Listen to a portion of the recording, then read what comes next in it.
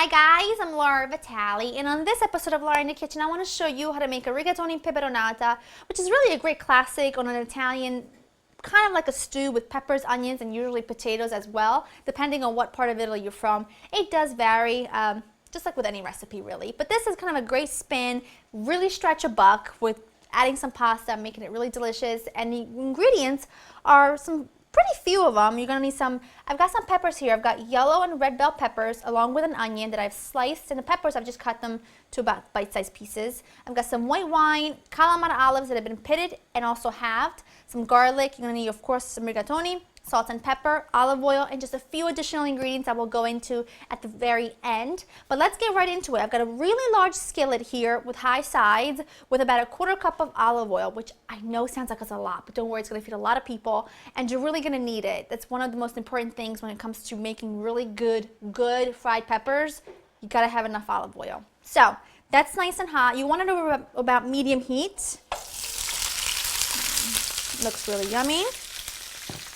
Smells good. The second onions and peppers hit olive oil, or any kind of oil really, smells amazing. Now what I'm going to do is season these with some salt and pepper. One, because you always want to flavor every layer of the dish, and two, because the salt kind of helps bring out the moisture out of the peppers, and they'll cook down really nicely that way.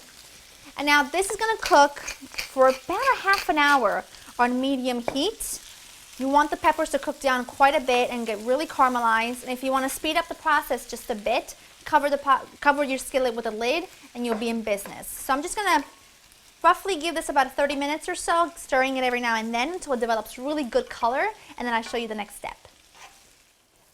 My peppers and onions have been cooking for roughly about 30 minutes or so, and you're looking for exactly that. Lots of color, smells really good, they've softened a bit. Some of them still have a bit of texture, which is great. Now to this point, you want to add in your garlic, and you want to let the garlic cook for just about a minute. And also, you want to make sure that one of the very first things you do before even getting started is get a nice big pot, fill it with water, sprinkle in a good amount of salt, and let that come up to a boil, because that's going to be for your pasta. You always want to have that ready for you, because there's nothing more annoying than everything being ready to go and waiting for the pasta water to boil. Nothing more annoying than that, at least I think. So anyway, I'm going to let this cook for about a minute. I'm going to actually take my pasta to the boiling water, add that in, come back, and I'll show you the next step.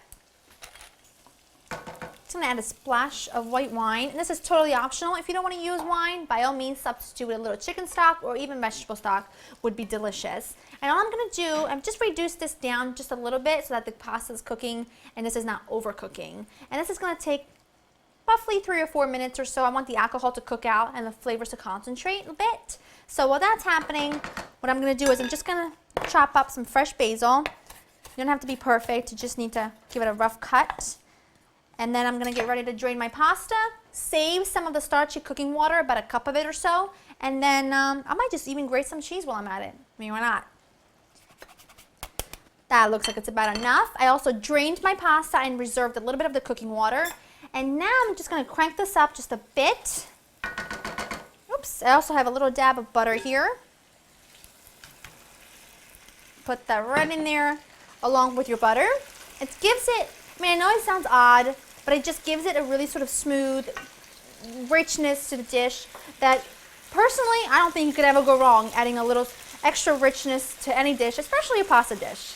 So anyways, I'm done chatting about that, and I'm done making excuses for myself. Because honestly, I like it. If you don't like it, you don't have to add it, but I like it. I'm also going to add just a splash of my cooking water. And then I've got my calamari olives, which again are totally optional. But the contrast with the sweetness of the peppers and onions, especially since they've been cooking for a while, and the salty olives, woo! Delicious. Give that a good stir. I've got a nice handful of fresh basil. And my freshly grated Parmigiano. And then just give everything a really good stir to combine, and you're pretty much done. It's very simple, it's very easy, it's relatively quickly. It's kind of like a little bit of a different pasta dish that you might be used to, but it's really outstanding. So just give it a shot. You can always play things up a bit. You can add some extra veggies to this if you wanted to. Omit the olives, omit anything you wanted. That is done. Let's give this a taste. A quick little taste. I'm actually just going to serve up a little bit to my husband and I, and then pack up the rest and hand it over to my sister-in-law, because my brother-in-law has been working overnight, so I figured a good lunch would be waiting for him when he came home. I'd say that's pretty nice of me to do, right? It's going to be really hot though. Still hot.